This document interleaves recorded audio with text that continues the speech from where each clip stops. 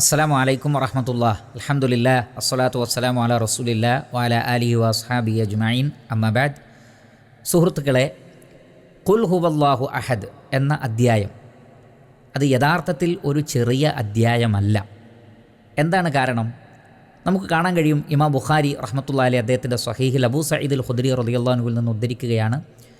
ഒരു വ്യക്തി അദ്ദേഹത്തിൻ്റെ നമസ്കാരത്തിൽ ഖുൽ ഹുവല്ലാഹു അഹദ് എന്ന സൂറത്ത് അത് മാത്രം ആവർത്തിക്കുന്നു, മറ്റു സൂറത്തുകൾ ഓതാതെ. ഇത് ശ്രദ്ധയിൽപ്പെട്ടു. നബി സല്ലല്ലാഹു അലൈഹി വസല്ലമയോട് ഈ കാര്യം പറയപ്പെടുകയുണ്ടായി. അപ്പോൾ നബി സല്ലല്ലാഹു അലൈഹി വസല്ലമ പറഞ്ഞത്, വല്ലദീ നഫ്സി ബിയദിഹി ഇന്നഹാ ലതഅദിലു സുലുസൽ ഖുർആൻ. എൻ്റെ ആത്മാവ് ഏതൊരു റബ്ബിൻ്റെ കൈകളിലാണോ അവൻ തന്നെയാണ് സത്യം. പരിശുദ്ധ ഖുർആനിൻ്റെ 1/3 ഈ അദ്ധ്യായം എന്നാണ്. എന്ന് പറഞ്ഞാൽ 30 ജുസ് ആണ് പരിശുദ്ധ ഖുർആനെങ്കിൽ 10 ജുസ്ഇന് സമാനമാണ്. അത് ഓതിയ പ്രതിഫലം ലഭിക്കുന്നതാണ് ഖുൽ ഹുവല്ലാഹു അഹദ് എന്ന സൂറത്ത് പാരായണം ചെയ്താൽ. ഇമാം മുസ്ലിമിൻ്റെ റിവായത്തിലുള്ളത്, നബി സല്ലല്ലാഹു അലൈഹി വസല്ലം പറയുകയാണ്, ഇന്നല്ലാഹ ജസ്സഅൽ ഖുർആന സലാസത അജ്സാഇൻ ഫജഅല ഖുൽ ഹുവല്ലാഹു അഹദുൻ ജുസ്അൻ മിൻ അജ്സാഇൽ ഖുർആൻ.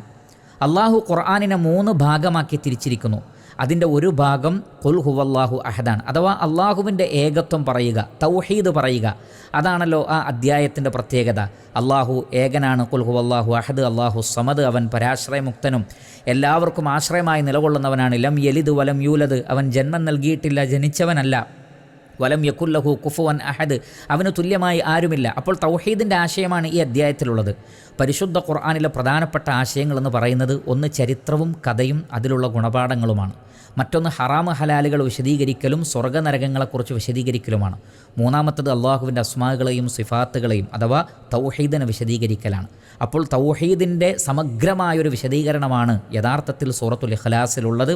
അതുകൊണ്ട് തന്നെ 10 ജുസ് ഓതിയതിന് സമാനമായ പ്രതിഫലം ലഭിക്കും ഖുൽ ഹുവല്ലാഹു അഹദ് എന്ന സൂറത്ത് ഓതിയാൽ.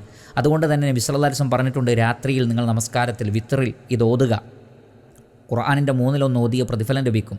അതേപോലെ തന്നെ ഒരുപാട് സുന്നത്ത് നമസ്കാരങ്ങളിൽ നമുക്കറിയാം, ഫജറിന് മുമ്പുള്ള സുന്നത്ത് നമസ്കാരം, മഗ്രിബിന് ശേഷമുള്ള സുന്നത്ത് നമസ്കാരം, തവാഫ് കഴിഞ്ഞാലുള്ള സുന്നത്ത് നമസ്കാരം, വിത്റിൽ ഒക്കെ നമ്മൾ സൂറത്തുൽ ഇഖ്ലാസ് പാരായണം ചെയ്യുന്നുണ്ട്. അതല്ലാതെയും നമുക്ക് സൂറത്തുൽ ഇഖ്ലാസ് പാരായണം ചെയ്താൽ ഈ പ്രതിഫലം ലഭിക്കുന്നതാണ്. അതുകൊണ്ട് തന്നെ ഖുൽ ഹുവല്ലാഹു അഹദ് എന്ന സൂറത്ത് ഒരു ചെറിയ അധ്യായമല്ല, വലിപ്പത്തിൽ ചെറുതാണെങ്കിലും പ്രതിഫലത്തിൽ വലിയ അധ്യായമാണത് എന്ന് മനസ്സിലാക്കുക. അതുകൊണ്ട് തന്നെ ഈ അധ്യായത്തെ നമ്മൾ പ്രത്യേകം പരിഗണിക്കുക. അള്ളാഹു അനുഗ്രഹിക്കട്ടെ. വസല്ലല്ലാഹു അലാ നബീന മുഹമ്മദി വആലിഹി വസഹ്ബിഹി അജ്മഈൻ വൽഹംദുലില്ലാഹി റബ്ബിൽ ആലമീൻ.